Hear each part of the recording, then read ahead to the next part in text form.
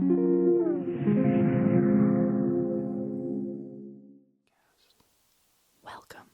to the Wellness Plus podcast. Today we are joined by our founder, Mike Williams, and we are talking about the psychology of ASMR. Welcome, Mike. That's a bit of fun. Okay, cool. So I have a list here of different things that we can go over about ASMR. Excellent. I'm excited to hear all about it. All right. If you were telling me that you experience ASMR, so like describe that to me. Absolutely. So I experienced ASMR before I ever knew what ASMR was or what that stood for, or predating there being whispering videos online at all. So as a child, I would always get that tingly sensation when I was kind of singled out, 100% singled out, and definitely touched. So let's say at the hair salon, if a hairdresser was doing my hair and they're moving the hair and they're saying, and what would you like done today? And they're talking directly to me, I would have tingles from the top of my head go all the way down my body. And I never knew that that was a thing. I thought that was me. I thought that was me being a bit of a weirdo, to be honest with you. Or if the teacher brought me up to the top of the class and, you know, put their hand on my shoulder and said, Chelsea's going to do her presentation, I would have these internal tingles. And I just kept that to myself. There was no way to really describe that feeling. So I always just kind of said, that's just you being a little bit strange.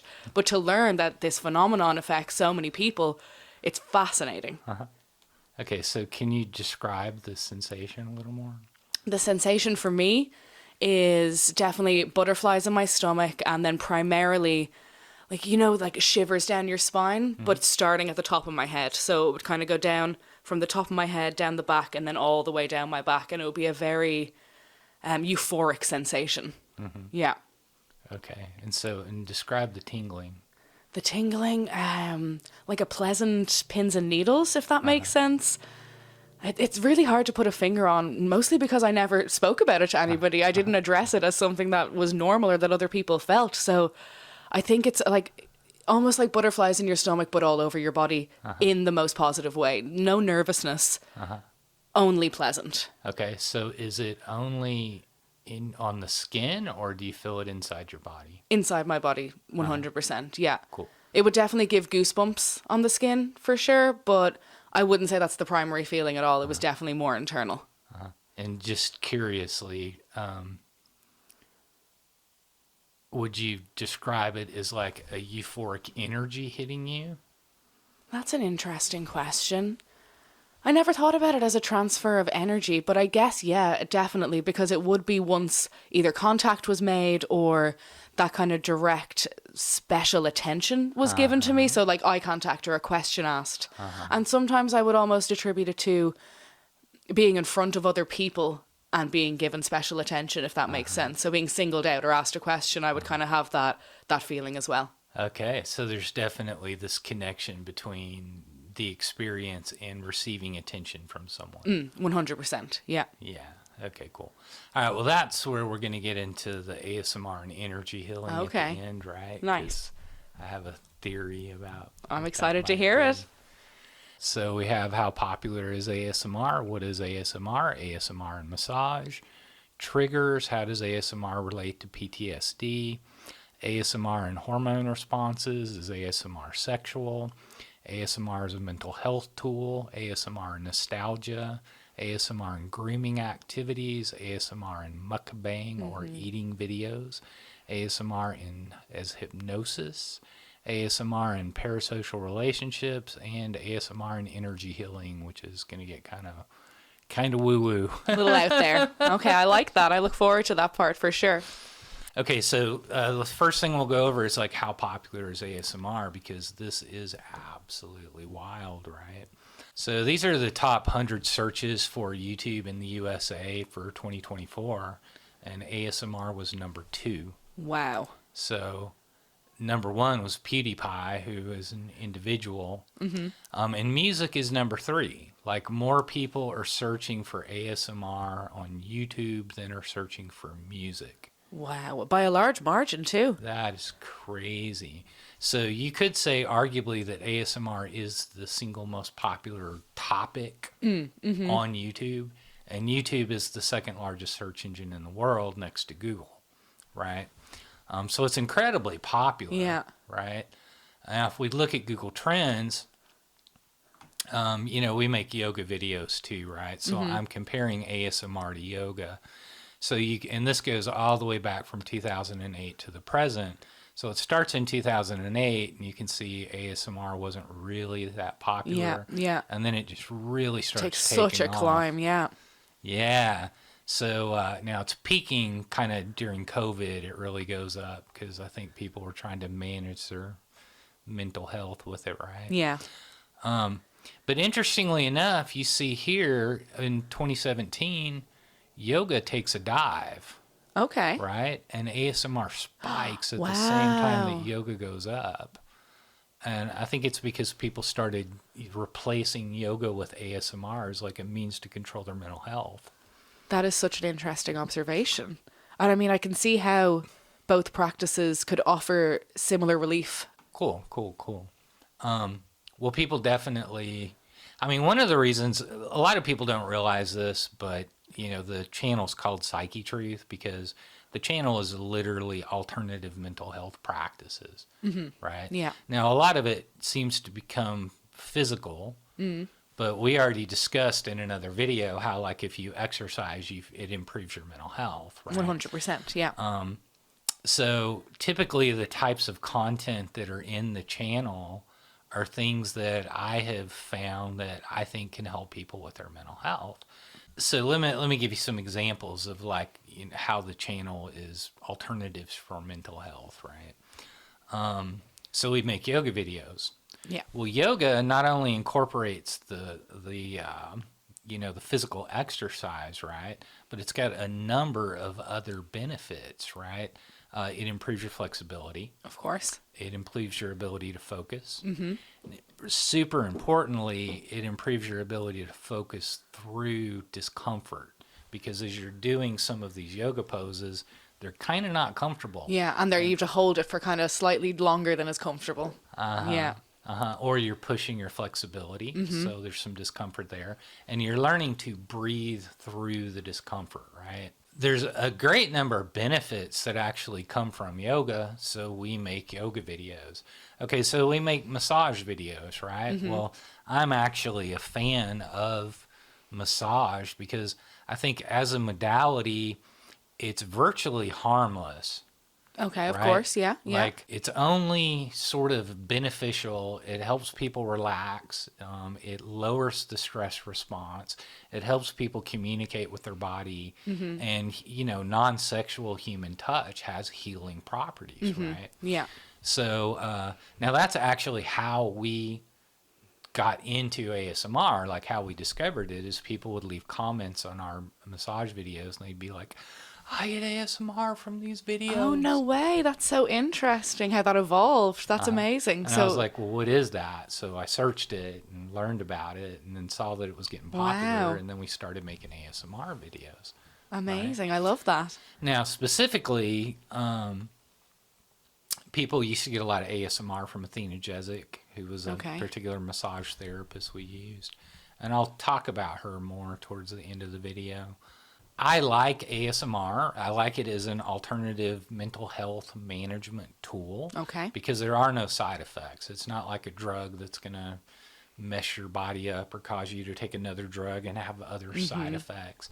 And over the years, we have gotten so many emails from people saying things like, you know, I was taking Ambien for years and, you know, your ASMR videos have allowed me to not take that drug anymore. I can Wow. go to sleep with your ASMR instead. So it helps people to sleep as well. Wow. Okay. Good. You know, we've also had emails from people saying they've used it to manage their PTSD. Okay. Very interesting. Right. So a great number of people that are watching ASMR, they're actually using it as a mental health tool. They're using it as a way to relax and sort of de-stress. Okay. Okay, cool. All right, so let's talk a little bit mechanically about how ASMR might relate to something like PTSD, because you notice people talk, they use the same language with ASMR as they use with PTSD. So they say things like, that triggers my ASMR, or these are my favorite triggers. Okay. Yeah, I've heard that triggers from ASMR, all the different types. So, like the whispering or the tapping or whatever it may be, the coming close and touching the camera as if you're, experiencing an appointment or whatever it is. So, they're all ASMR triggers. Right. So, on the opposite end of the spectrum, you've got PTSD triggers. So, they're positive triggers. That's so exciting. I love that. As opposed to negative triggers, right? So, now with PTSD, it's really sort of apparent that a person has a traumatic experience, right? So you have a soldier and he's in combat and he gets wounded and there's gunshots and so he's traumatized by this combat experience, and then later on in life he hears some fireworks and it triggers this past memory of this combat experience, right? And he maybe has a panic attack or he gets a racing heart, reacts in some negative way. Right. Okay, well, ASMR it's you're triggering something, but you're triggering something that's an opposite response, and we'll go into that a little more detail. Now, I suspect you actually are triggering past experiences. Okay, interesting. You may not know what those experiences are, right? Okay. But there does seem to be something sort of built into the human psyche. And beyond the human psyche, you will notice certain behaviors in animals that could indicate that they get ASMR, or that same response exists in animals. And we can talk about that too. Okay, what would be an example? Like, how would an animal experience ASMR? Oh, I was petting my cat the other day, and I'm pretty sure it was getting ASMR. Or like, I guess, like primates, they're super close with their parents, their mothers, whatever it is, and they have the little cuddly time, and you think it's almost like a built-in hardwired memory that then gets triggered, and you feel that feeling of, closeness again. That triggers the ASMR response. Something like that. Okay. Right. You're jumping ahead, but something like that. How exactly it works, I don't know. I don't think anybody does. So I mentioned that, the response seems to somewhat be built into the human psyche. Mm-hmm. Well, it's also connected with grooming behaviors, right? Okay. Which we'll go over later. Right. Sure. So, and you mentioned that, like getting your hair cut. Yeah. Somebody braiding your hair. Another thing that's popular is back tracing. I don't know if you were a little girl, people would trace something on your back. And we guess what it was. Yeah, we all did that in school for sure. Yeah. Did that give you ASMR? Yeah. But I just figured that was giving me goosebumps. Yeah, like the all over body. We would call it shivers down your spine. But I guess that was ASMR. Yeah. Okay. Cool. So, I don't want to dive into the grooming behavior yet, but I will say, like, even hamsters engage in grooming behavior. Your cat engages in grooming behavior. If I pet my cat for a while, she'll want to start licking me. Oh. And what she's doing, right, is, you think you're petting the cat, but the cat thinks you're grooming her. Of course, yeah. And then she wants to groom you back, especially if your hand smells funny. Like, it doesn't smell like a cat. Let me help you with that. Okay. So you can see just kind of like on an evolutionary spectrum, though. Like if you go to a pet store, you'll observe hamsters cuddling. Yeah. Right. Yeah, they're always all in one corner of the little cage together. And so,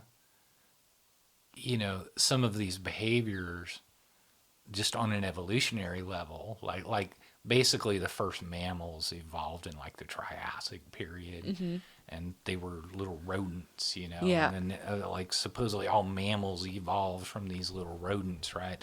So some of these behaviors are very old. Yeah. You follow? Which is why I say they're potentially in the human psyche. They're like kind of built into the evolutionary patterns of people. Very interesting. Right. So humans have kind of a dual hormone system or a dual nervous system. So we have one is called the sympathetic nervous system. Okay. Okay, so the first nervous system is called the sympathetic nervous system, and basically this is an endocrine response. Okay. And endocrine, we're talking about hormones or neurotransmitters, right? And what it does is it releases a cocktail of hormones that's going to prepare your body for action. Okay. So to run away or to fight back. So how we will respond to a situation we're presented with. Okay. Right? I'm with you. Now that, to just kind of describe that, right, it's going to increase the heart rate, increase blood flow, Okay. right? Blood is going to rush into the muscles so that the muscles have enough energy to be able to fight or run. Okay. Right? Your alertness is going to sort of go into maximum, right? Your attention's in the environment. You're looking around at whatever kind of threat is potentially there. And then you're prepared to respond to danger. Here's the interesting thing about this particular response. What percentage of media that people consume triggers the sympathetic nervous system response? What percentage? Yeah. In this day and age, I would say more than 50%. So give me some examples of media that triggers a sympathetic nervous system. It's got to be the short form content, horror movies. I guess that's not long form wise. That'd be horror movies. Dare I say the news? Yeah. Kind of scary. Yeah, right? a little bit. World War III. Yeah. What else? Video games? Yeah. Yeah. Yeah. They're just trying to excite you, right? Yeah. Right. I can't think of any other ones that would cause I guess in a way a negative response, but maybe would like porn do it? Okay, yeah. Right. So, and we can talk a little bit about that in a second. Sexual arousal is a building of tension. Yeah. Right? But it doesn't make you want to fight or run away. Right. But it's preparing you for motion, isn't it? I guess. So yeah, in a way, your yeah. Your heart rate increases, right? Yeah. The blood flow Yeah, increases, right? Cool. So sexual arousal and the sex act itself, like during the sex act, is a sympathetic nervous system response. Okay. Now, with sex, you're sort of building energy. Yeah. Right? And it builds up and it builds up and it builds up and it builds up, and then eventually it sort of explodes and relaxes, which is what you call an orgasm. Now, at that point, it's going to release the second. It's going to hit the parasympathetic nervous system. Okay. And we'll explain that later. But that's what you would call like post-orgasmic bliss. Okay. Which is going to release a completely different hormone, which is more of a cuddling hormone. Right? Okay, cool. Okay, so that brings up the point. This is one reason why I like ASMR, is almost everything that you see on the internet is there to jack you up. Yeah, right? yeah. So it's there to, I mean, you could correlate this with certain negative emotions. So like how much information on social media causes anger? A lot. I mean, for sure. Yeah. Good. How much causes fear? The other 50%. All right. So then there's a lot that causes sexual excitement. Yeah. Okay. How about hate? Yeah. Yeah. This is your standard scroll through TikTok, all these emotions. Resentment. Yeah. Yeah. Resentment or like envy, Yeah. I would imagine. Yeah. Envy, jealousy. Okay. So there's a whole lot of negative emotions that modern media is it's actually designed to hit. Okay. You know, there was a period of time, I think this was probably like the 2015 kind of area. Okay. You know, the social media companies figured out that, you know, if they could put something that you disagreed with in your feed, that you were much more likely to engage with it, leave a comment, and stay on the social media So longer. whereas prior it was like the priority to give the people what they want, have the algorithms feed them their favorites, and then they realized that if we actually send people stuff that outrages them, that they'll engage with that even more. Wow. Right. And there were also companies using, what I actually call outrage marketing. Right? Okay. Where, they're going to intentionally. I mean, I'll give you an example, right? And some people may disagree with this, but. So, they made the Little Mermaid black. Okay, yeah. Okay, so they race swapped the Little Mermaid. Yeah. All right, well, that's a Swedish, Norwegian character that's a redhead, and Yeah. So some people didn't like that, and then people talk about it. It creates a controversy, right? And these companies look at that as like, wow, that's free marketing. Look, there's all these people. So I call it controversy marketing. I think Disney has been accused of like that, really focusing in on that with its last few movies. I think that's kind of a play that they have now. Yeah, and Disney lost money on 8 of the last 10 movies that they made. They lost over $1 billion, right? Wow. So, the problem with controversy marketing is that it does get people talking, but a certain percentage of the people that you offend are just not going to go watch your movie. They're not going to engage with it. Yeah. Right. And then at some point, if you repetitively upset them over and over and over, they won't interact with your brand at all. Yeah. Okay. Yeah. Okay. Yeah. Would that be the same under the same umbrella as like rage baiting? Kind of, yeah. Okay. It is sort of a rage bait. Yeah. Okay, yeah. Yeah. Okay, so the second nervous system is called the parasympathetic nervous system. Okay. Right? So this is rest and relax. It's a relaxation response. I mean, we really don't have a good word for the opposite of stress. I mean, I would imagine relax, but relax it's not is, perfect, but it encapsulates what we're going for. Yeah, so relaxation is the closest thing I can think of. So it prepares the body to relax, rest and digest, heal, sleep, and recover, right? It creates an anti-stress hormone or a relaxation hormone it's called oxytocin, which is primarily a human bonding hormone. Yeah, right? like you get when you give birth. Yeah. Some people call it a cuddling hormone, right? It's the prize at the end. Your body floods with it. You just cuddle your baby and you're all done. It's a great moment. Okay, cool. Now, oxytocin is released after orgasm. So this is the post-orgasmic bliss hormone, right? But that particular hormone is definitely related to human bonding. Yes. Right? Okay. Sex is supposed to be a human bonding experience, even though like a one-night stand is not. Yeah. I was just going to say that if everybody gets oxytocin, then why are some guys not sticking around for the cuddle? Because that's a whole different podcast. Right. Now that particular hormone, like when you grew up in the 80s, people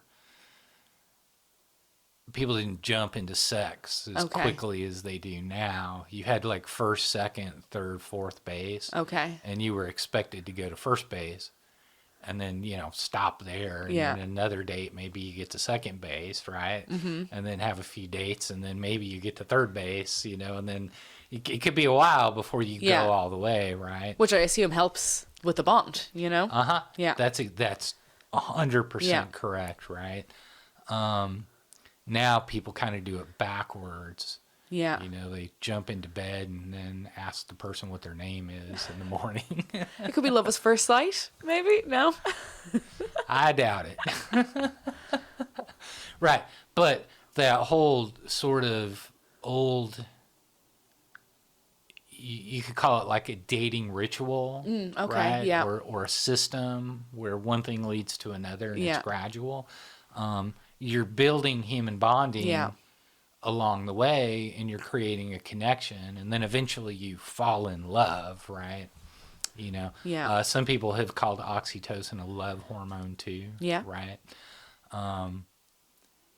But, in the 80s, you would probably cuddle with a girl or you'd maybe make out in the back of the car and not do anything else. And that would release oxytocin. Okay. Right? Yeah. Yeah, cool. Comparing this sympathetic nervous system response to this parasympathetic nervous system response. So is ASMR sexual? Okay. They actually did this study with a large number of people where they surveyed people that experience ASMR, and they asked them, do you get a relaxing feeling from watching ASMR? Yeah. And 90% of people said yes. Of course. Okay. Yeah. So then they asked people, do you get sexually aroused by ASMR? And only 10% of people said they did. That's so interesting. Yeah. Why do you feel that the some of the content creators of ASMR dress provocatively? Because it gets views. It gets people in. Yeah. It's just, we live in a world, that's what gets people we in the also door. live in a world, okay, so humans are funny creatures because humans have the ability to project, sex onto anything. Yeah. Like literally anything, Yeah, right? yeah. So, I mean, you get the most bizarre people that are attracted to teddy bears, people that are ecosexual and they're into... Yeah, there's a hear me out trend where people bring up their, like, a cartoon character, and it's like, hear me out. So that is definitely a thing that humans do. They could project that kind of desire onto inanimate objects, people, cartoons, whatever it may be. Okay, so we have this thing called Rule 34, internet meme, which claims that internet pornography exists concerning every possible topic. I don't doubt that. Yeah, and so Scooby-Doo. Like parodies. Yeah, I personally am not super attracted to feet. I don't think feet are sexy, but there's whole websites dedicated People to... be paying top dollar for feet pics these days. Not that I know. Right. So you wonder, like, what percentage of people have foot fetishes, right? Apparently Quentin Tarantino famously has a foot Well, he fetish, wrote right? himself into that movie to suck on, what was Selma Hayek's foot? Yeah. He wrote it and cast it. So. So I actually tried to research that the other day, and I think it was like maybe 12%. Really? Yeah. Wow, that's a lot. That's like barely even like a niche. Well, it's a niche. Right? Wow. And so sexualized ASMR, and they actually have, I think they call it ASMR eroticism or something. Oh, okay. So there is a branch of ASMR that is erotic. Uh-huh. Okay. But sure, there's Of a branch course. of Scooby-Doo that's erotic. But it itself, as a concept, is not based in being erotic. Right. Okay. Right. And I would argue that ASMR is inherently not sexual. Okay. Because the sympathetic nervous system Yes. response Yeah. is sexual. The parasympathetic nervous system is non-sexual. Okay, we're right? winding down. Yeah. Right. So oxytocin, in particular, is released in non-sexual affection and human Okay. touch, right? So I'll just tell you a funny story about Athena. So we were doing a massage shoot one time. Okay. And somebody asked her, well, what do you do if a guy gets aroused during a massage shoot? And she said, I just thump him. Oh my gosh. I didn't see that coming. She flicks her finger like, I just thump him. Okay, but, I got some massages from Athena. Yeah. And, I mean, she would pass you out in like 10 minutes. Really? Like, it was such a parasympathetic nervous system response that, like, you just knock out. You would lose a sense of time. You would either, literally fall asleep, right? Or, you would look up and it seemed like 10 minutes had passed, but she had worked on you for an hour. Wow. Right? Okay. How anybody could be aroused by that, it's beyond me. Yeah. Yeah. Because it very much was a parasympathetic nervous system response, right? Which is another reason why we make massage videos. It has human touch, non-sexual human touch, has healing properties, right? Yeah. It de-stresses, it allows a person's body to relax. And people will get this out of watching a massage video as well as experiencing a massage. Wow, that's so interesting. Yeah. Wow. So I actually think that the majority of people that watch our massage videos watch them to try to kind of live vicariously through the massage. Of course. They see somebody getting massaged and they can kind of project what it would be like, and then that relaxes them and de-stresses them. That would be a great ASMR series, I'm sure, for people to have like a POV, you're getting a massage. You know, that'd be cool. Yeah, well, your face is down, so I don't know how to POV Yeah, that's it. true. We'll try. We'll work on it. You know, side note, I've had one massage in my whole life, and it was a couple's massage, and I had a guy work on me, and he stuck his fingers in my ears and wiggled them, and I didn't enjoy it. I've never gone back. It really was awful. And then right after, side note, right after he left the room, he didn't say anything when the time was up. He just walked out of the room. And as I left the building, he was right outside just sucking down a cigarette like he'd had the toughest shift of his life. And I was like, I'm not. Well, another thing that was really interesting about Athena, right, is so, so there's another massage therapist we worked with a lot named Chandler. Okay. And she's this little petite girl, right? But if she worked on you, she could dig her fingers into your muscles like it would hurt. She'd strong hands. She was strong. Yeah. Oh my God, her hands were strong.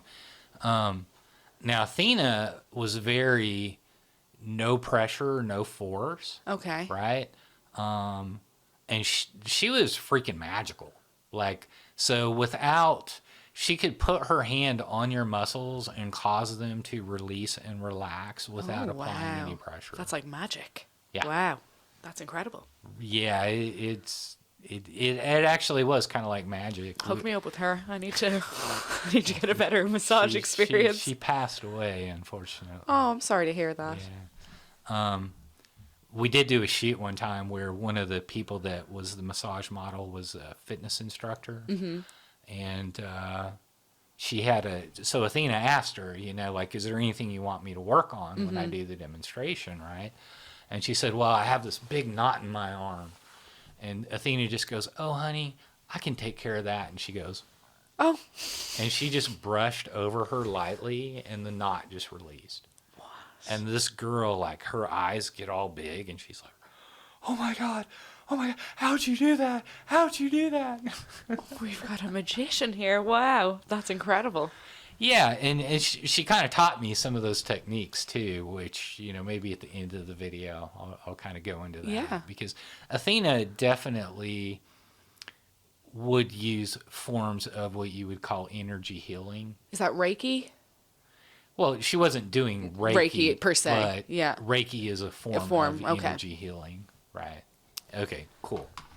Okay, so again, though, I'm going to argue that ASMR is inherently non-sexual. Yes. It's non-sexual to the majority of people, and it is a completely different response than sexual arousal. It's like the opposite nervous system, right? Okay, cool.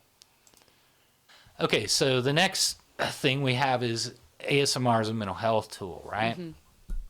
So I already mentioned over the years we've got like a number of these emails saying that people have used ASMR to help PTSD, insomnia, obviously stress. Yeah. There have been a number of people that have sent emails saying that they were able to not take some type of mental health drug anymore because they can manage their mental health symptoms with ASMR. That is so commendable to be able to provide that for people. I mean, that must feel so good. Yeah. Cool. I think the majority of people, I think it would be fair to relate ASMR to humanistic psychology and human needs to some degree, because I think what people are doing when they're watching ASMR is they're trying to sort of vicariously, or on a substitute, they're trying to fulfill needs that are unfulfilled in their life, right? But people do use it to manage their mental health. They do use it to help them fall asleep. They do use it to have less stress, right? Yeah. And I would argue that is the majority of the viewers. Okay. Right? Yeah. So we looked at this in terms of, it's kind of like PTSD, but instead of stimulating some type of trauma, Yeah. you're stimulating, right, or you're triggering some type of moment of extreme relaxation or the opposite of stress, right? And being able to produce that tingling sensation without actual physical touch is incredible. That's an amazing to be able to get such a like a physiological response from people when they're watching a video in a positive way. You know, I'm sure it's easy to get a negative response out of somebody and, you know, get them that feeling of being hyped up. But to get that physical tingle all over your body just from listening and watching something, that's amazing. Yeah. Now, we did talk about earlier, though, how in an earlier podcast, how, you know, people get this idea that their emotions and their hormones are the same thing. Yeah. Or like I'm on TikTok to get my dopamine, right? You know? But, you know, I brought up the point that your like psychological state, like your mood, actually monitors your endocrine system. Okay. And so as an example, you go to a horror movie, you see something that psychologically stimulates fear. Yes. And then when you feel fear, it releases this cocktail of hormones to prepare that fight or flight response. Yes. Right? But emotions monitor the endocrine system. They cause the cocktail to occur, and the psychological state is an emotional response, right? It's like a domino effect. Yeah. Yeah. So you see something you like, it makes you feel good, and then a certain amount of hormones get released into the body to prepare the body for the appropriate response, right? You see you know, if you're into this, right, you see a strawberry cake with icing on top that just looks delicious, and then that triggers an emotional response, which then releases a set of hormones that causes your mouth to water. Okay. Right? Okay, cool. That's a useful example. I can really picture that now. Yeah, actually my mouth watered. Get this guy a strawberry cake. Even describing it. Yeah, yeah. I wonder about, random question, if somebody did an ASMR telling spooky stories, how would the body, what would take precedent? How would the body take that in? I mean, how do you know which system would be triggered if you used both something that would make them feel scared and something that's relaxing them at the same time? Okay, cool. That's a good question. So, I think a lot of people like horror movies. Yeah, right? yeah. Like horror movies don't particularly affect me much. Okay. Like I can fall asleep in a horror movie. Wow. Okay, but I think what happens is, you know, sometimes people like to watch a horror movie and get that scared sensation, right? Well, the only reason they like to do that is because they know it's a pretense. They know it's not real, right? Yeah. So they're intentionally allowing that to happen. And I think it's kind of cathartic. It's Okay. actually a way for people to kind of process trauma. Oh, It's like, interesting. I'm triggering my trauma in a totally safe space. I'm in control. Yeah. Yeah. Right. That makes sense. So there are sort of subdivisions of ASMR that are kind of like horror movies or spooky story ASMR, right? Yeah. But you can see, like, in fact, we did some videos the other day where Anna was reading spooky ASMR stories from Reddit, you know, ghost stories and stuff for Halloween. Well, now I can see how you could watch that and have that feeling of like, okay, I'm getting my little spooky thrill, but within a controlled environment in which I'm also, you know, baseline kind of relaxed. You know? Right. Well. So now maybe too, right? You're stimulating that little bit of a fear response, but then you're overwhelming it with the oxytocin and the de-stress response fun too, day. because you're giving the ASMR. Yeah. So, like I said, it's almost like a way to process trauma. That's kind of a magic little combo. I like that. Yeah. I'm going to tune into that episode. ASMR and nostalgia. Okay. Okay. So if PTSD is triggering some kind of past memories, then, you know, the idea here is that ASMR is triggering positive, pleasurable experiences, you know. Okay, yeah. Now, because we're dealing with that parasympathetic nervous system and because we're dealing with, you know, oxytocin, you know, here's my theory, Okay. right? I think ASMR is at its kind of root stimulating moments of non-sexual human intimacy. Okay. Like, I think that's the main kind of thing that's getting triggered, right? Yeah. So moments of human connection, moments of human bonding. Yeah. Right? Cool. Something that makes me wonder is, I wonder, would ASMR affect somebody, okay, say somebody in their early childhood lacked that kind of contact. I wonder, would they get a lot out of ASMR, or would they have to have the baseline memory of feeling that nice feeling to be able to feel it again? I think that would be such an interesting thing to study, to find out, you know?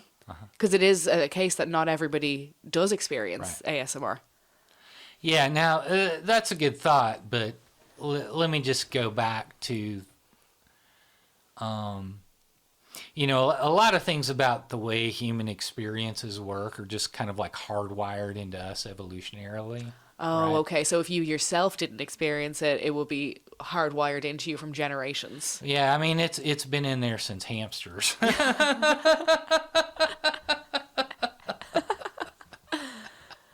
Since we were little rodents. Right. So, you know, the experience of love or something, right? Love is like, it's built into the human psyche. Yeah. Not everybody has that experience of true human love, you know, but the capability is in there. Yeah. You know? Yeah. I mean, it could be just like even having a child and getting pregnant. Not every woman has a child, but the potential is built into the human experience, right? You know, obvious that there's so many people, such a high percentage of people do get ASMR, right? Yeah. Means it's built into the human psyche to 100%, a greater or lesser degree.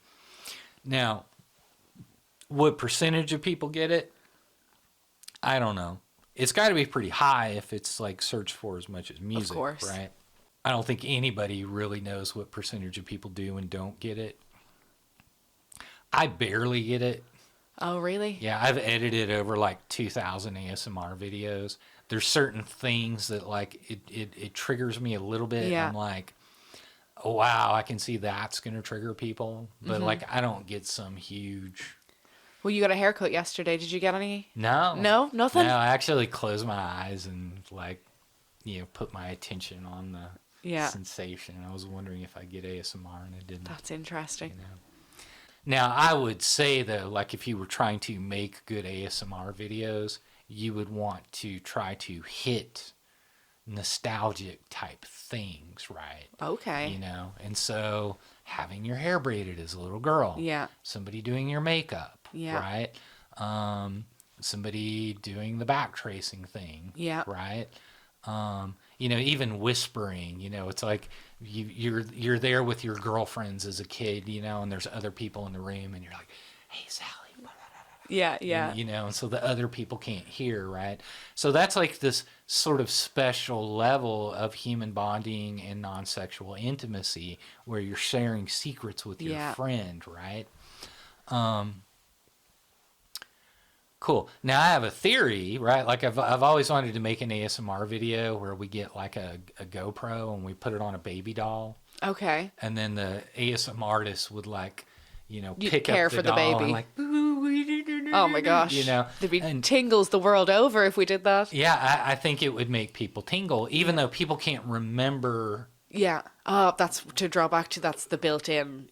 It's built into there, right? Wow. Yeah. Okay, cool. That's a great idea. Okay, so that brings us to this whole grooming activity thing, right? Because a lot of ASMR is connected to human touch specifically, right?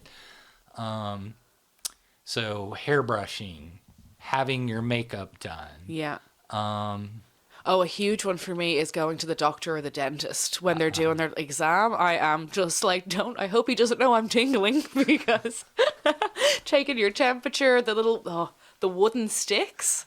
Stop. So that does give you ASMR? Oh, big time. Absolutely. And I used to, honestly, I did believe that it was like kind of a loser aspect of me, that it's like, it's just that feeling of being special, you know, but it isn't. It's a real phenomenon that affects a lot of people. And a lot of people I know from researching that there are so many videos out there that are kind of doctor dentist based, where it's like a POV. So they go up to the camera and they do all the tests and all of that. And that would get me 100%. So it seems like personal attention is like Personal a attention. huge- Yeah. Yeah. Okay, but you told me, fascinating enough, right, that like you don't get ASMR necessarily from watching ASMR videos. No. No, I never have. Yeah. Okay. That's So you interesting. experience it in the present time environment, in a Yeah. real environment, with actual interactions with human beings. Yeah. But it doesn't seem to trigger on a nostalgic level when you just see stimuli.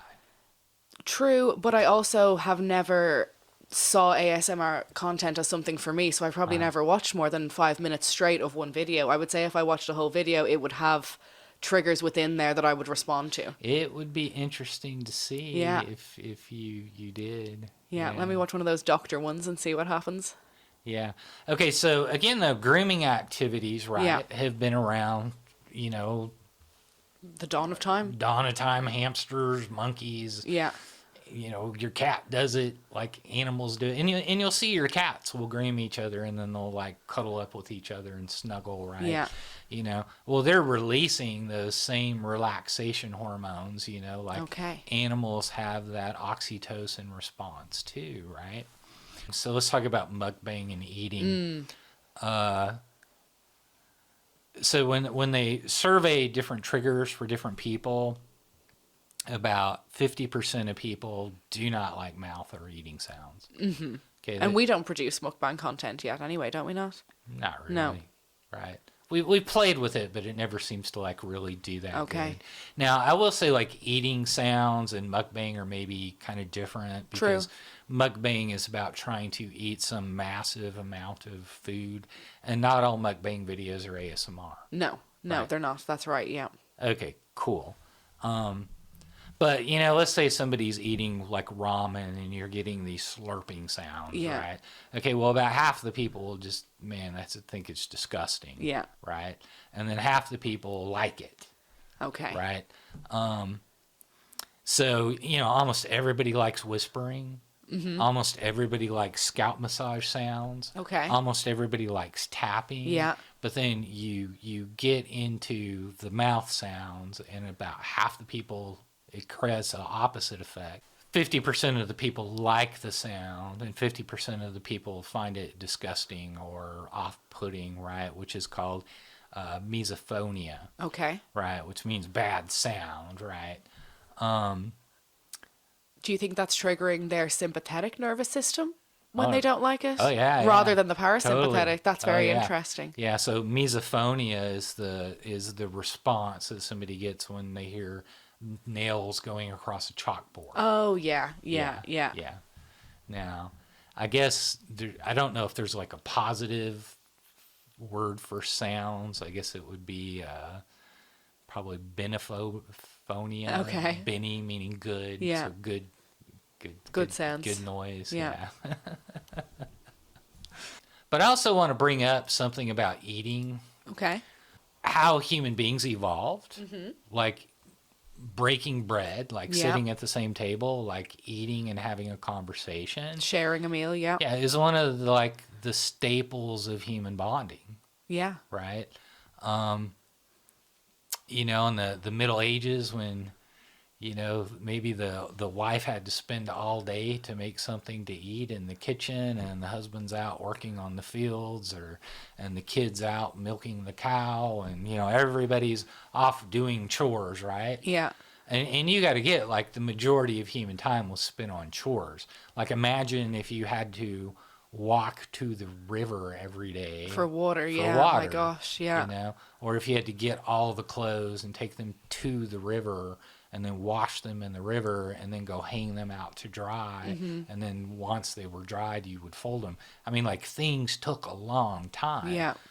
Cooking a dinner could be like a 6-hour process. You got to build the fire, everything, yeah. Yeah, you got to go get the wood. Yeah. You got to actually kill the chicken. Yeah. Oh, my gosh. Then you got to clean the chicken, Okay, so people would then come together, Yeah. right? Now, as a human experience, right, humans kind of collecting together over the fire and sharing stories and sharing a meal.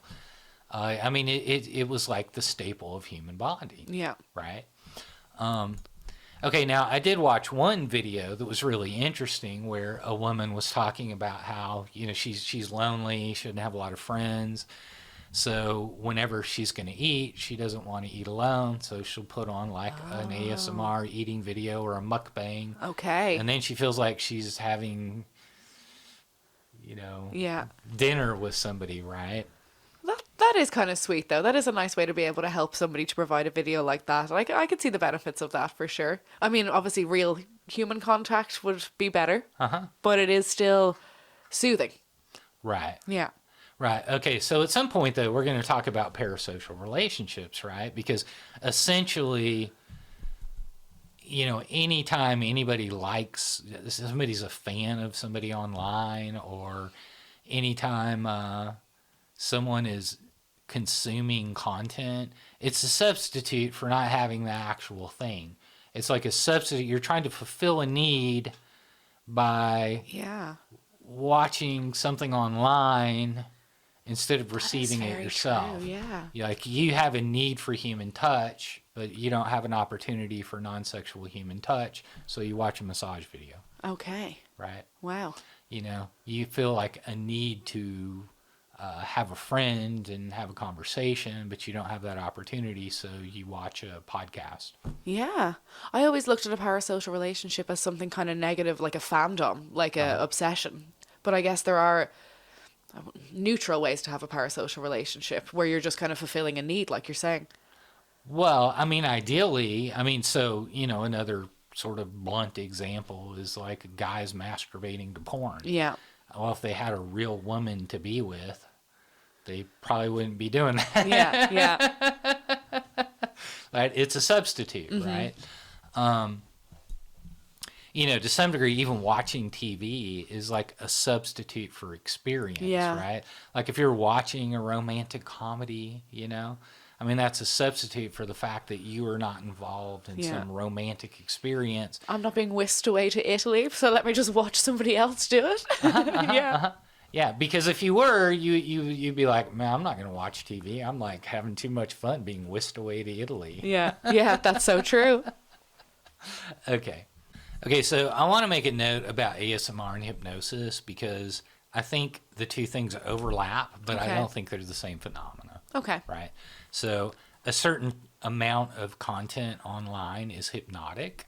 And when I say hypnotic, I don't mean that it's like going to just like immediately put you out completely to a state of complete unawareness. Okay. Or awareness of only one thing, right? Because essentially that's what hypnosis is. It's like all your attention gets sucked into one thing. Okay. And then things on the bottom, things around you can't pay any attention to at all. I mean, that's essentially what like severe autism is. The person is basically just completely fixated. They'll like look at a light or something and stare, and there's nothing else in their awareness, right? Okay. So it's like a perpetual state of hypnosis, right? Well, there are a lot of types of content on the internet that are hypnotic to a greater or lesser degree. Okay, and they're designed as such. Yeah, and I mean, I don't think that all the content creators necessarily know what I'm doing is I'm intentionally hypnotizing people, but that's definitely what they're doing. Okay. Kids content. Like we were talking about with the Cocoa Melon. Yeah. Literally designed to capture your attention, their attention. Right, and not let it go. Yeah, right, yeah. Skibbity toilet. I mean, if you look at something and like you just can't help and look away, like you were just fixed, man, you can't look away. Yeah. That is some degree of hypnosis. Okay. And so you have to look at it in terms of degrees. Were you 10% hypnotized, 20%, 30%, 40%? Okay. Right. All the way up to 100. It's not black and white. There's like a graduated scale of like hypnotic. Some music is hypnotic. Like I actually love The Cure. The Cure music is semi-hypnotic. You're just like. Oh, I didn't know that. Yeah, it's great. It's actually, it's pretty cool. Okay, so now even though I don't get the tingles ASMR specifically from watching videos particularly, there are there's certain content that can have a hypnotic effect on me and suck my attention in, right? Okay. Now, and so there's this whole genre of videos that people call satisfying videos. So this would be like cutting kinetic sand. That's a great example of hypnotic videos. Yeah, I think we've all fallen victim to one or two of those. Right. So the videos that like really, really get to me are generally like crafting type stuff, you know? So they're like making something, and then you're sucked into it and you're watching each little move, right? Yeah. But you'll notice there's like millions of little jump cuts, right? Okay. It's like one little action motion sound. Yeah. And then they jump cut to a new little action motion sound, and then jump cut to a new little action motion sound, right? And that's basically the formula of like Coco Melon. Yeah, right? That's what it reminded me of as you were saying it. Yeah. Do you know what videos get me? You just made me think of it. Rug cleaning videos. Have you ever seen those where they get it's a black rug and they have a power sprayer and then they systematically spray it kind of in the same patterns until it's white and it's, blows my mind every time. I love it. All right, cool. Now, a lot of people think that's ASMR, and I don't think that's ASMR. I think that's more of a hypnotic type thing, right? But I think there's a crossover where some ASMR content is hypnotic and some isn't. Okay. And some hypnotic content gives people ASMR and some doesn't, right? You know, and to kind of back that up, you know, like I said, there's some hypnotic content that will grab my attention, but I don't get any ASMR from it, right? Yeah. You know, and then there's definitely ASMR content that just completely does not have that quick, jumpy, repetitive sort of jump cutty thing to be hypnotic, right? Okay, so I think sometimes people confuse those two types of content because there's an intersection between the two, but it is two different phenomena.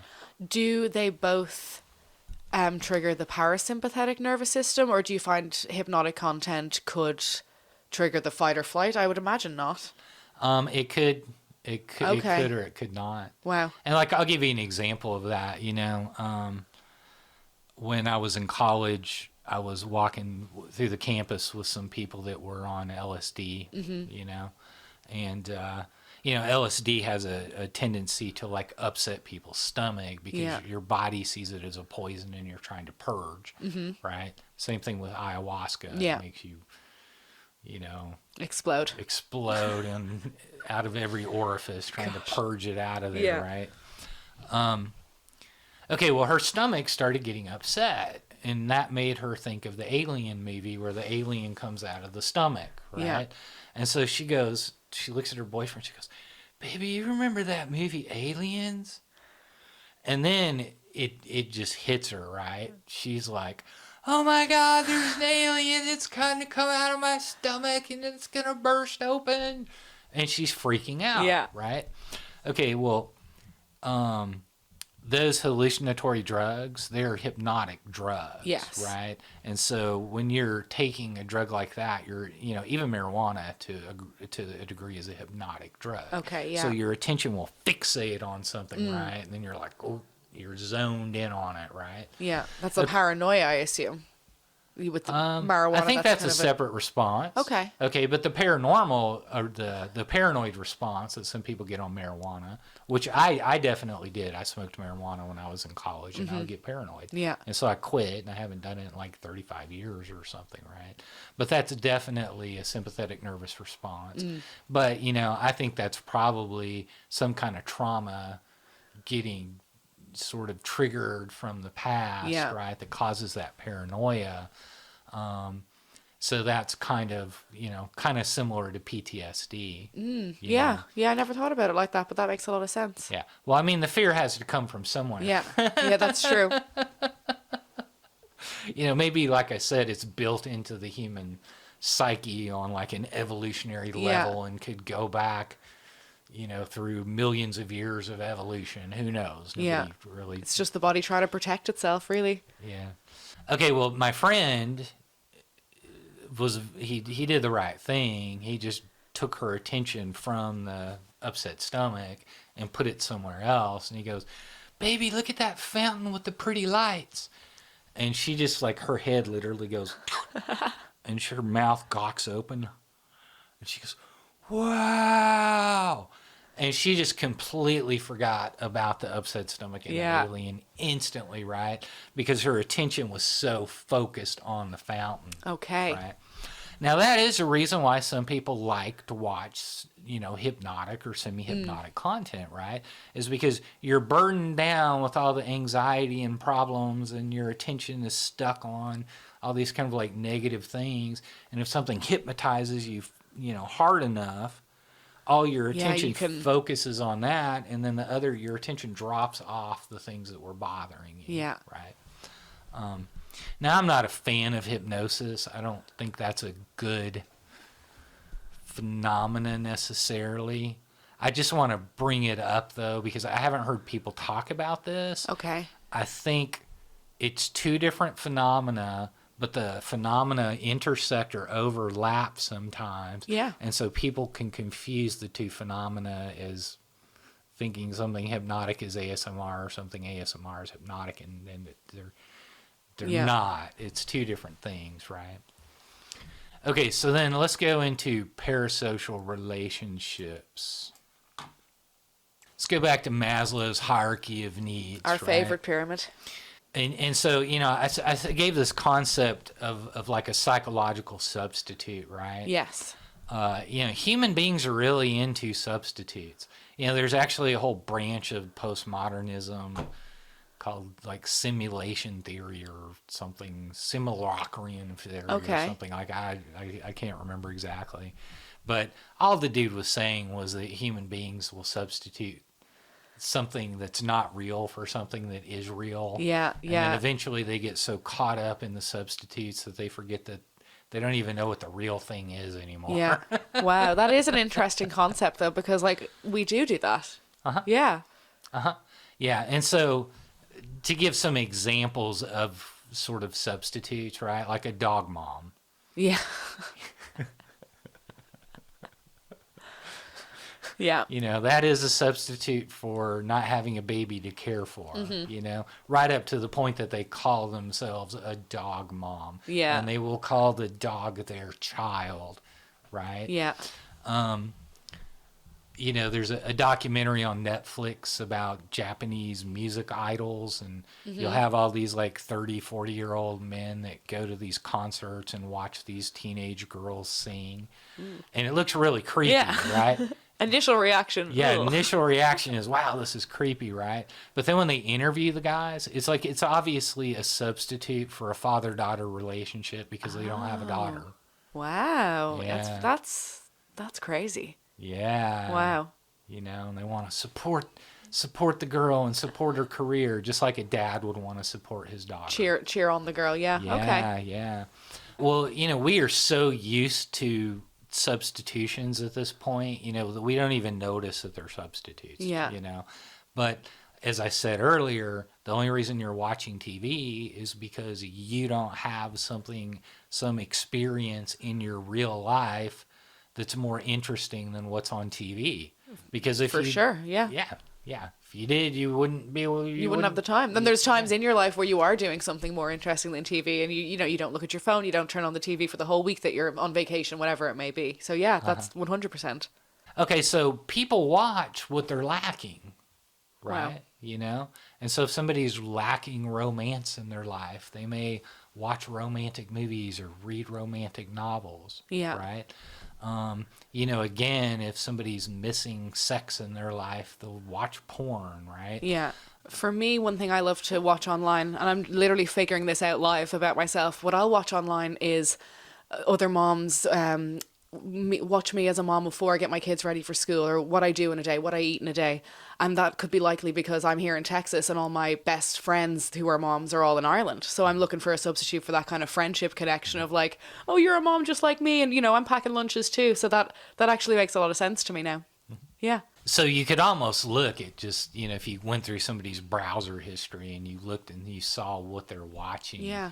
You would have some indication of like what they're actually missing in their life. Yeah.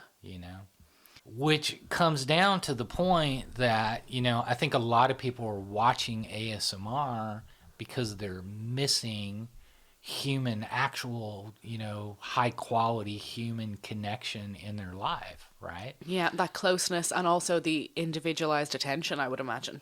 Yeah. And non-sexual touch. Yeah. Non-sexual touch is huge.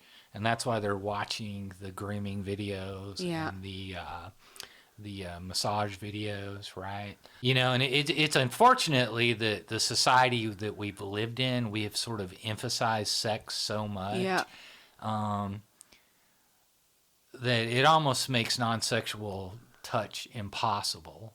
Are you saying there's a market for a professional cuddler? Oh, there are. Are there? Yeah. Oh my gosh. People have done that. I would say though, because I'm trying to think to myself, okay, if I was super, super lonely and I wanted sexual touch, we've got sex workers. If I was super, super lonely and I wanted non-sexual touch, I don't know where I would go to get that other than grooming. Massage therapist. Yeah. Massage therapist, of course, that's your main one. And then you've got your doctor, dentist, hairdresser. Wow. Yeah. That is interesting, isn't it?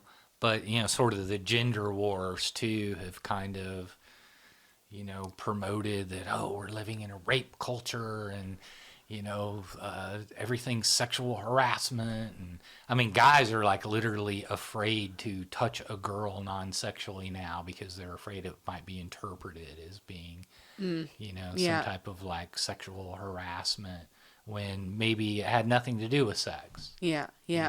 And I think that's a thing that we are missing in society at large is non-sexual human touch. Yeah.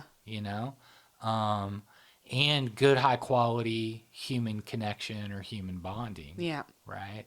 So that kind of leads into the parasocial relationship thing, right? Because, if somebody has a popular podcast, every person who's listening to that podcast to a greater or lesser degree, it's like a virtual friend. Yeah, feels like they know them. They're kind of following their life every week to week. They're saying, "Oh, I wonder did she go on that vacation? Let me hear about it." And they'll tune in to hear that.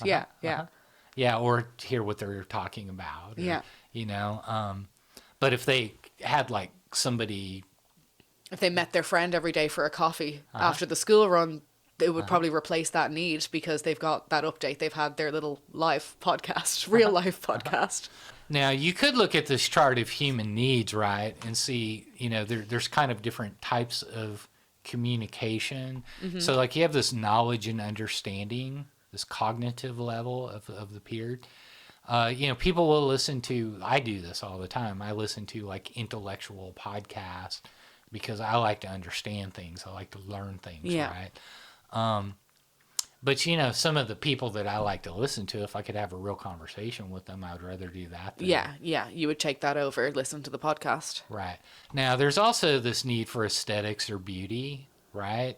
I think this gets mixed with sex a lot. Yeah. Right? When it's not necessarily the same thing. I mean, sometimes a dude just likes to look at a girl because she's pretty, and it doesn't mean it brings it back to the point about is ASMR sexual? And then my question was, then how come they kind of dress a little bit more sexualized? It's aesthetics, it draws the eye, it draws the audience in. It's kind of like even on the mommy creators on TikTok that I'm watching, they all have pretty nice houses. You know what I mean? Like, it's not the creator in the shack or whatever that's getting all the views or that has the most followers. It's always the big marble countertops and that kind of thing. So aesthetics definitely does play into people's interest in what they're going to watch. Right. There definitely is like a pretty privilege factor in everything. For sure. Yeah. Well, that exists in the world. You don't have popular ASMR creators that are fugly.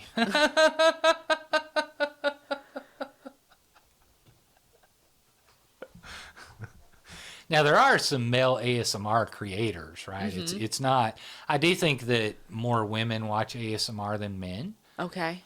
Man, there's this one, I don't know what his name is, but he's like a male ASMR creator, and he looks like the actor that plays Thor.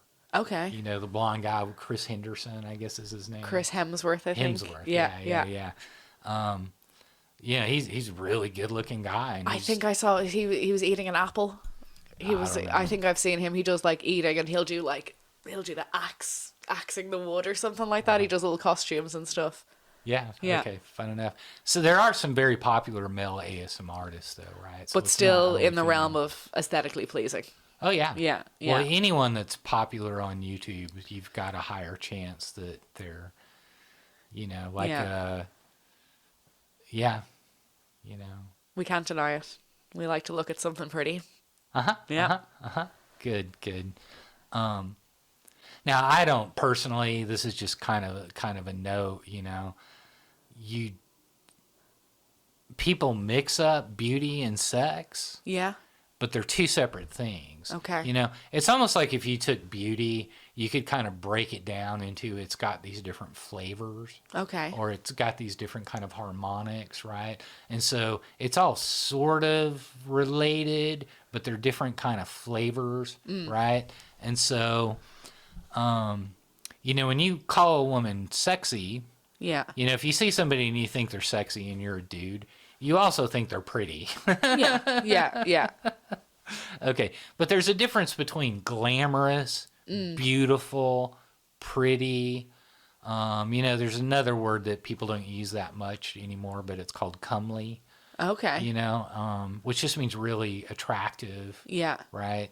The Japanese are very into like the kawaii or like a cute aesthetic. Yeah. Right. Yeah. Now, here in the West, we typically associate cuteness only. We've basically eliminated cuteness from adults. Yeah. That's Right. that's animals and babies, really. They're in the cuteness realm, aren't they? Well, in Yeah. Japan, it's not like that. If you're a 34-year-old woman, you're into wearing cute things. Okay. It's like we've kind of cut it off Yeah. in America. So it's like only prepubescent little girls should wear cute dresses, But it's not like that in Japan at Okay. all, right? Or Korea particularly. But you have these different kinds of beauty, Yeah. like I don't particularly like what I call the Instagram glam aesthetic. Okay. So this is like the lip fillers and the cheekbone The fillers. Kardashians type. Yeah, the heavy contouring, you might be able to describe that as being glamorous, right? Yeah. But it's not wholesome, beautiful. Okay. Does that yeah. make sense? Yeah. I hear you. You could also get something more like kind of like a rockabilly or kind of a grunge look, where you've got like this dark makeup, Yeah. then like this gothic dark makeup, which is potentially beautiful, but it's just a completely different flavor. It is. I mean, I guess beauty standards are just so objective, really, aren't they? Like, I mean, I guess, well, even in saying that, there are just beauty standards that are kind of across the board. But there are some people who would look at, the glam makeup or whatever it is and be like, that's it. That does it for me, So it's... Well, people like different flavors, right? Yeah. And it's very similar to music, I had a friend that was really into like heavy death metal music, and he's just an angry, resentful guy.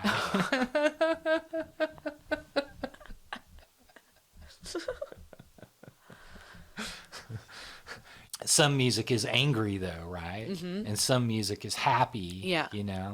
And some music is exhilarating. Yeah. It's like the music is projecting at different emotions or different flavors. And then, some music there's like a whole subgenre of horror rock music. Oh, wow, yeah. Like Black Sabbath. That was originally the idea behind Black Sabbath, was to make like horror rock music. Yeah, well, they achieved that for sure. Cool. Well, so the basic idea though that I gave was, right, that, the types of content that people watch generally is them trying to fulfill some unfulfilled need, Yes. right? On a substitute level through some type of digital experience, right? And so just if you look at this chart, if you could have ASMR content that hits this 11 belonging, need for friendship, family, and sexual intimacy, right? Yep. So you could have a best friend role play. Yeah. Yeah. Okay, on these esteem needs, right, there's ASMR content where girls will like do positive affirmations. Okay. Or your best friend cheers you up. Yeah. You know? And then, of course, this aesthetics beauty one. There's a lot of like makeup ASMRs, right? Whether that's having your makeup done or doing somebody's makeup, or you demonstrating how to do makeup, right? So you're hitting all of these various human needs in different ASMR videos. Started talking about that from talking about ASMR and parasocial relationships, though, right? Yes. Now, certainly, if somebody has like a favorite ASMR artist and they watch them a lot, they're like, so you could say they're a fan, right? Yeah. All right. Well, that's a parasocial relationship to a greater or lesser degree. I mean, that's what fandoms are. Yeah. Right. I don't necessarily think that's unhealthy. It could be like if it was obsessive. I mean, the main reason that I'm bringing this up though is just because it is a factor, but it's not just a factor in ASMR. It's like all digital media. Yeah, this wasn't an issue 30 years ago. Well, I guess maybe there were parasocial relationships that predated the internet. Do you think so? Oh yeah. Yeah, with like rock stars or whatever it was. Yeah. Yeah. And let me give you like kind of like a more at-home example. Okay. I remember being in English class, and when I was in high school, and so there was this girl that I knew, and she was in love with this jock. She had a big crush on this guy that was a jock, and I kind of knew this guy too, and he was a dick. Okay. Right, and I knew he was a dick. Right. Yeah. He was very self-centered. He would not make a good boyfriend for her at all. Okay. Right. But she would sit at her desk. See, she didn't have the guts to actually go up to him and try to initiate. She would admire from afar. She would admire from afar, but she would daydream about him, Yeah. And as she was, she was thinking of all these romantic things she could do with him. And she's really like creating these, emotional feelings for this guy in her own mind, in her own imagination, right? And so she was kind of like making herself fall in love with him. Yeah. Right? But she really wasn't making herself fall in love with him. It was a idea of him. It was the idea of him. Yeah. And that idea of him was not necessarily an accurate representation of how he really was. Yes. Now, I'm sure, a lot of celebrity parasocial relationships are exactly the same. Kind of the similar way. If you met them in person, they're likely not the persona that they're giving you online. Right. And certainly not an actor is not going to have the same persona that you would when he's acting. Sometimes I wonder about actors, like if you act 50 different characters, like who the hell are you really, I know. Like at a drop of a hat, you can just pretend to be somebody else. I saw an interesting interview with, the young girl who's on, what's that, Pedro Pascal HBO show, The Last of Us, the young Bella, Bella Ramsey, thank you. And she was saying that she struggles with that she gets so into character during once they call action to when they call cut, that it's like she's triggering her body's trauma responses. She's like generating trauma within her body, and then she'll have those triggers will carry through her life when she's just Bella, when she's just having the summer off. So I thought that was, actors do go through a lot when they really commit to it, I imagine. Yeah. Yeah, I can see that could happen. For sure. Yeah. So if somebody was planning to do ASMR though, or if somebody was deciding to be on YouTube, so you're going to be doing podcasts, right? I mean, you have to kind of keep that in mind. Like if you're going to become popular, you're going to have a fan base. There's going to be parasocial relationships. A certain percentage of people are, I'll just say negative. Okay. And you have to deal with that. Everybody who becomes an online personality has to deal with the opinions of the audience, I guess. Right. Or just the pressure of having a fandom. Yeah. And there being a certain amount of haters that go along with having a fandom. Okay. Right? Okay, so let's talk about ASMR and energy healing. Yes, I'm excited to hear about this. Now, some of what I'm going to talk about, I don't know how it works. Okay. Some of it I do, some of it I don't. Okay. We're going to explore. Yeah. And, maybe this will be the Patreon video because it's kind of weird. Let's get weird. I will say I've never heard of ASMR in relation to energy healing. Well, I mean, how this kind of came about was like, people would describe ASMR, and I'm like, the only thing that I have ever experienced that's like that is actually an energy phenomena, and it doesn't have anything to do with Okay. with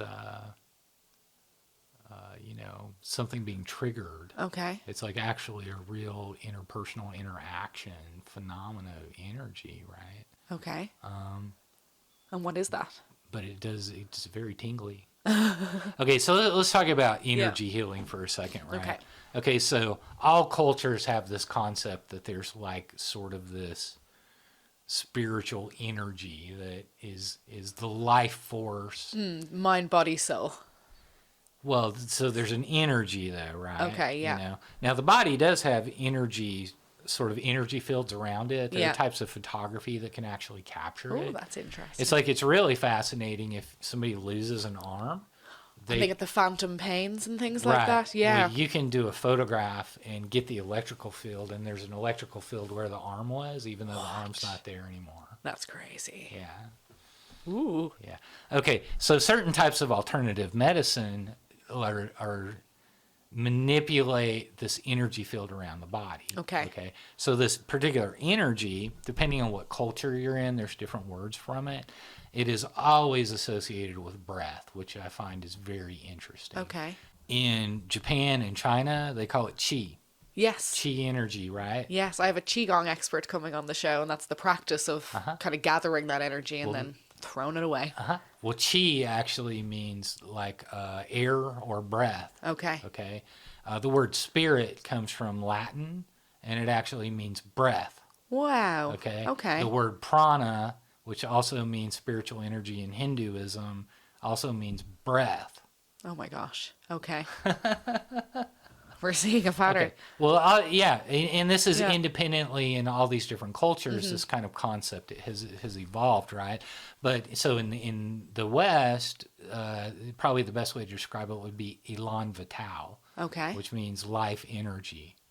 Okay, and there were certain Western philosophers that conceived of this idea. Practices like you said, qigong, tai chi, Yep. right? Certain types of martial arts actually try to harness and direct this energy, Exactly. right? Yeah. So Reiki, right? Yeah. You're trying to cleanse this energy, right?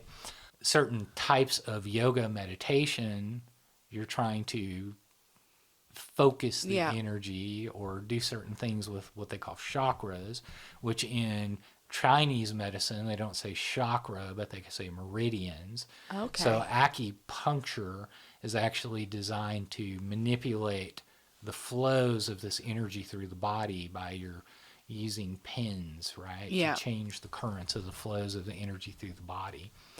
In Polynesia, they use the word mana, which is when in like fantasy books and movies they talk about mana, or that's where that word comes from. Okay. It's just the Polynesian version of prana or... I always enjoy the parallels that can be drawn over so many ancient practices and how they were like, back when they were conceived, there would have been no way to communicate them between these countries and how far they are away. Even in mythology, there's so many parallels within mythology, and you couldn't write a letter about the myths back then. But the fact that there are parallels, I think, just really strengthens the truth, because all these different races or whatever of people have all come to the similar conclusion. So I just always have found that really, it almost gives me a nice feeling of reassurance, Yeah, it's nice. Cool. Okay, so all cultures kind of have this idea, though, of this like spiritual energy, right? So there are types of massage therapy, and this is what Athena used to do, right? Which is called energy work, where you're working on or manipulating this energy. Now, she could put her hand on you, and what she would do is, if you kind of get the idea of tuning forks. So if you have a tuning fork and it's vibrating at like 400 repetitions a minute, and then you hold up another 400 tuning fork, they'll both start to vibrate. Okay, so you could call that a sympathetic vibration. They don't even have to touch. It's just that the wave that's exuding out of this one is going to hit this one and cause this one to vibrate at the same way. Okay. And so what Athena could do, right? She actually showed me how to do this. she would put her hand on you, and then she would tune the energy in her hand to the energy in your body. Oh. And then that would create a synergy of the two energy fields sort of interchanging. You know that's triggering ASMR. Well, okay, maybe. Okay. For me, I'm like, if somebody did that to me, I'd be tingling all over. Well, you could feel the energy in her hand. Yeah. Like, I mean, 100%. Wow. She would put her hand on you, and you could kind of feel, like a tingling coming from her hand. Wow. Right? Like, I have 100% certainty something was going on there because, like, I experienced it, right? She, one time she did something called cranial sacral work on me, and she put her fingers on my head with no pressure at all, and she moved the plates of my skull. What? I felt a snap, and the plate in my skull moved. It was freaky, man. That's crazy. It kind of shocked me. Yeah, I would was imagine like, it did. Oh, what the hell was that? Gosh, and think of the slicing and dicing they'd have to do that to you with modern medicine. But she used no force, right? And that was one thing that she was really into. It's like she didn't like chiropractors because they were forceful. She's like, you don't need to apply force. You just tune into the area that's messed up, and then you can correct it, right? And so she actually showed me how to remove knots, and so what you do is you take the knot, and then, the knot kind of has its own sort of level of vibration, right? And then she called it donkey. Like, why she called it that, I don't know, right? But you tune in, you match the wavelength of the knot, and then you apply the same amount of pressure as the knot. Okay. And the knot just goes, what? Right? And I can actually do that. Like, it doesn't necessarily, I couldn't do it as quickly as she could. Yeah. Like, sometimes she would just brush her hand over a knot, and she could just make it explode, right? Wow. It's crazy. I might have to do it for like 2-3 minutes. Yeah. But, I can take out any knot. It's pretty crazy. It works, right?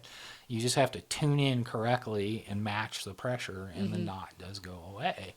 I remember working on somebody's back one time, and like I probably in 30 minutes, I'd find a knot, donkey it, find another knot, donkey it, find That's phenomenal. Knot. That is just an incredible skill that doesn't take any toll on the body, like to just be placing your hand, like that's no. And she had, and so that gets back to like this old time thing that people called lay healing, where you would lay your hands on somebody, right?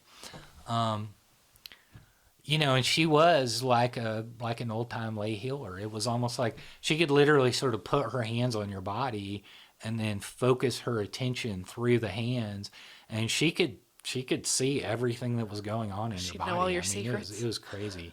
Wow. To minute little parts, right? Yeah. Like muscles have this kind of a lining around them. It's kind of like a pantyhose or something. That's like around the muscle called the fascial tissue. Okay.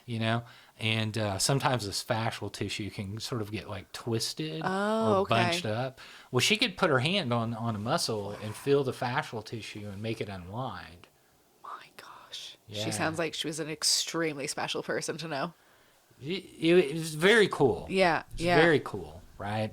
And it's really funny because we've worked with these other massage therapists that would just be weird woo-woo to them. Yeah. Maybe it would be to me if I hadn't experienced it, right? Mm-hmm. But like, there was just no doubt. She put her hand on you and you could feel that energy flowing through you. Wow. And with no pressure at all, she could adjust bones in your body. I mean, it was nuts. Insane. All right, well, there's this other phenomena, right? Like, before hypnosis was discovered, there was this guy named Anton Mesmer. Okay. And he created this whole sort of theory of what he called animal magnetism. Okay. And later it became called magnetism. But it was essentially the idea of energy work. Right? And it was like laying hands on and tuning into the energy fields in the body and then trying to heal people through this. Yes. Right? Okay. So there's this phenomena of mesmerization, and it occurs when you've got two things and they're kind of tuned in. There's like two tuning forks tuned onto the same wavelength, right? Okay. Well, human beings can tune into each other. Oh, I was just thinking how that would apply to people. Yeah. Right. So on sort of an intellectual level, or an emotional level, you have this like tuning of rapport. Yes. And then, right. There are certain people you meet in your life and it's just like you can't stop. Yeah. Right. Some people call that chemistry. Yeah. Right? Yeah. Okay. You can have rapport emotionally. Okay. Right. Now, you probably met somebody who's like, sort of like very happy and enthusiastic. Yeah, like that ray of sunshine person. Yeah. They're infectious. It's infectious, right? Yeah. Like it's sort of like their wavelength of emotion flows over you, and then it causes you to tune into it, and then you're like, wow. Yeah. Well, you can also, two bodies can become attuned to each other. Mm-hmm. Two energy fields of two bodies can become attuned to each other, right? And I'm going to call that mesmerization. Okay. Right? So I had a friend that used to rub her back all the time, and there was one point that our bodies were so mesmerized together. Okay. Right? That if I put my hand down her back like this, I could feel it on my own back. Oh. I could literally feel what her body was feeling just because that's in tune right there. Yeah.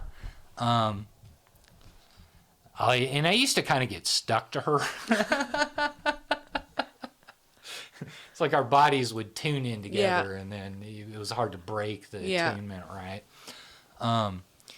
But there was very much this tingly sensation.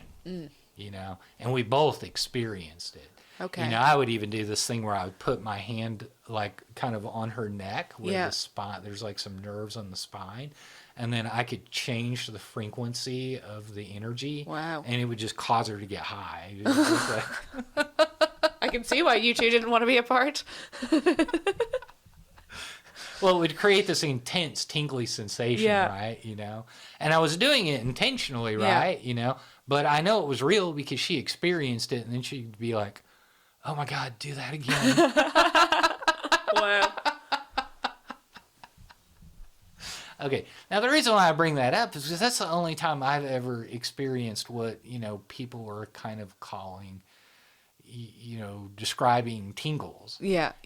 There's been times when, maybe I walked into a room and for whatever reason, my body was just sort of vibrating at the same wavelength as somebody else's body, and it makes a connection, and you start to feel this tingly sensation, right? Yeah. It's interesting to look at the tingles as energy. Yeah. Well, so let's talk about emotions as energy for a second, right?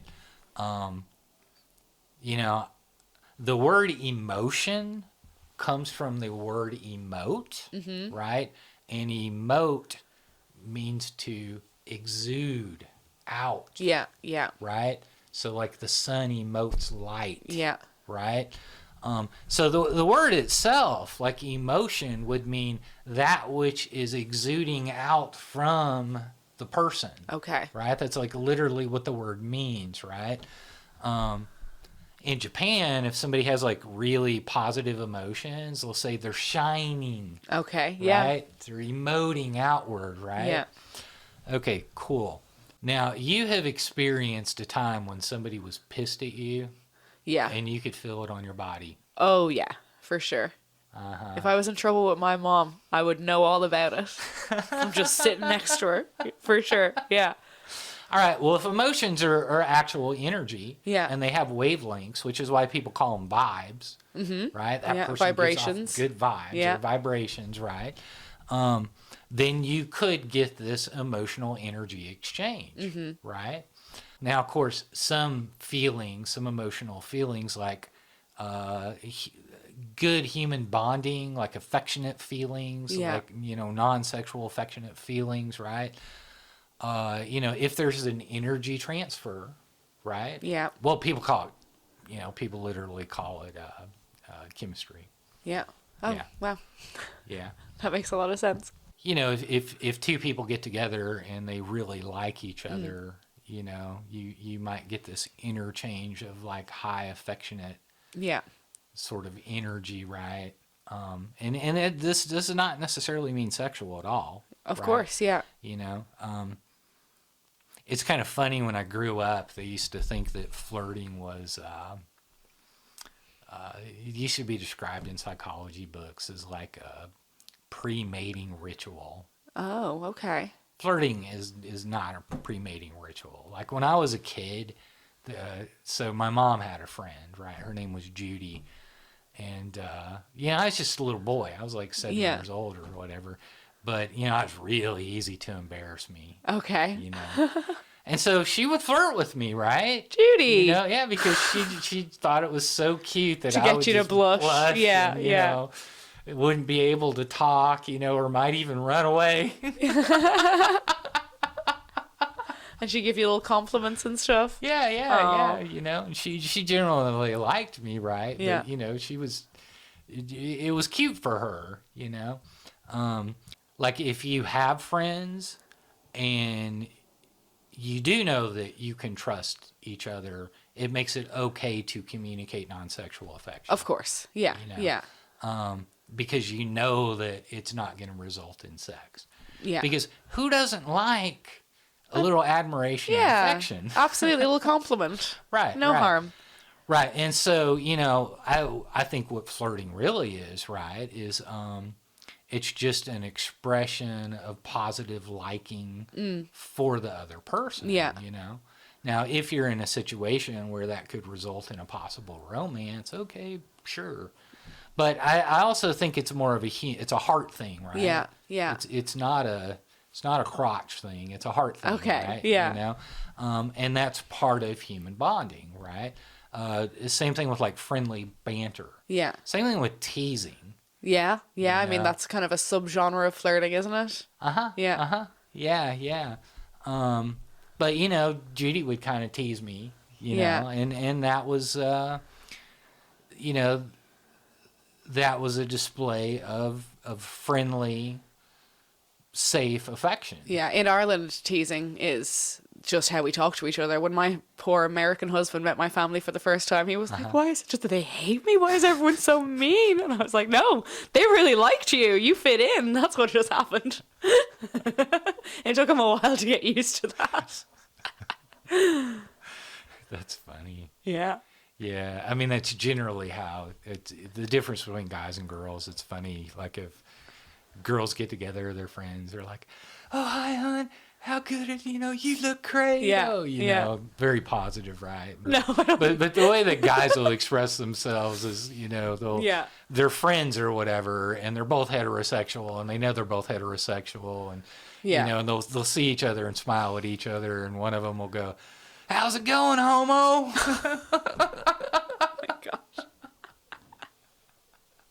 Another one will be like, "Pretty good, jerk off." My goodness. But guys will like insult each other as sort of like a friendly banter. Yeah. It's kind of funny. Okay, so I wouldn't be surprised if, to some degree, ASMR has to do with this sort of energy change of like mesmerism, or you could call it a sympathetic vibration, or being tuned into something, right? Or the triggering of past experiences of that. Yeah. But then that all comes back to the fact that it's basically connected to human bonding. Yeah. Right? Positive human bonding, right? Cool. That's very interesting. Is that why I always think people are looking at me at the gym? It's like I see the same people at the gym sometimes, and I'm like, do we have a vibe?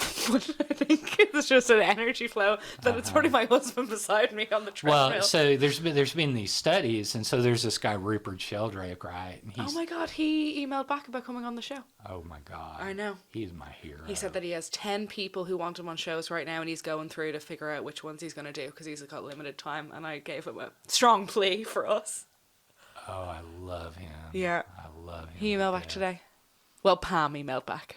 His assistant. I said, Pam, what can we do to move the needle? That's what I said. Okay, well, he actually he wrote a book called The Feel of Being Stared At or something, right? Yeah. You know, and so the idea is when somebody puts their attention on you, you can tell. You feel like you're being stared at, right?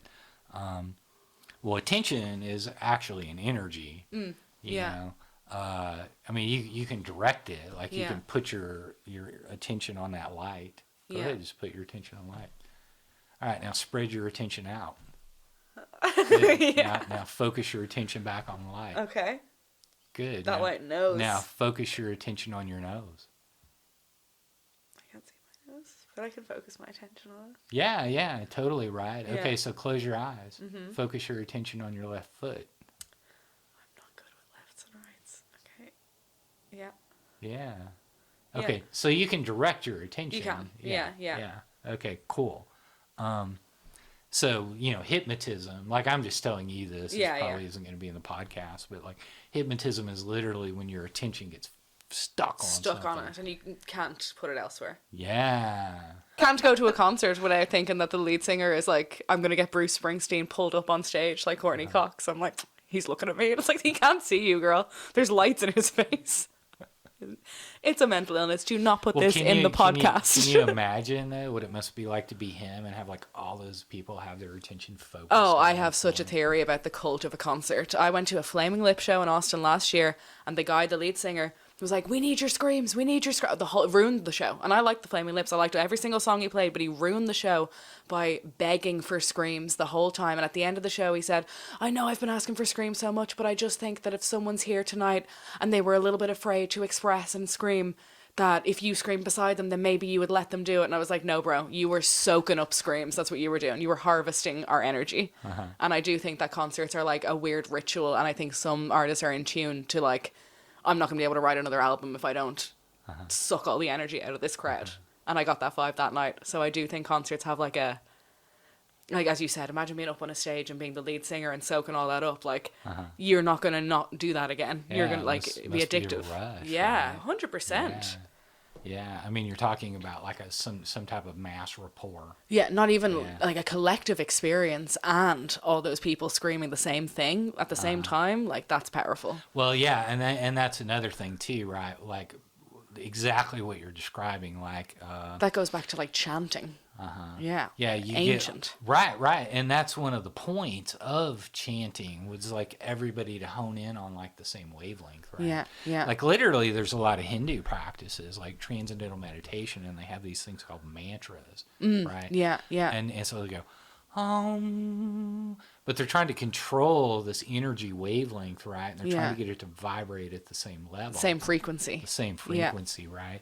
This could be an episode. Yeah. We could get into this. And there's also like, you know, some of these wavelengths or emotions are like pleasurable, right? And so sometimes what Hindus do is, you know, they close their eyes and then they just create this feeling or wavelength of like happiness or bliss. Yeah. Serenity, right?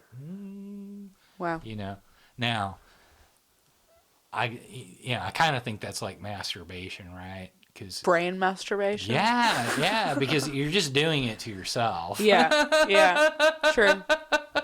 That's true. And it's completely closed off in this circle, right? You're like getting it's off. not an exchange of energy. Yeah. And it doesn't create any survival. Like there's no value in the outside environment. Yeah, true. I see the parallel. Yeah. Well, is there anything else you'd like to say? Let me do it. Any other stories or comments about ASMR? No, I've just learned so much about ASMR and how useful it can be for people, and I find that it is such a resource online in a world where you're kind of having to sift through so many things that might feel beneficial in the information that they're sharing or whatever, but are actually for your system and the human part of you are damaging. It is really interesting to have something that's non-addictive, that's calming, and that can help people that's out there that's also like, a little bit aesthetic and entertaining.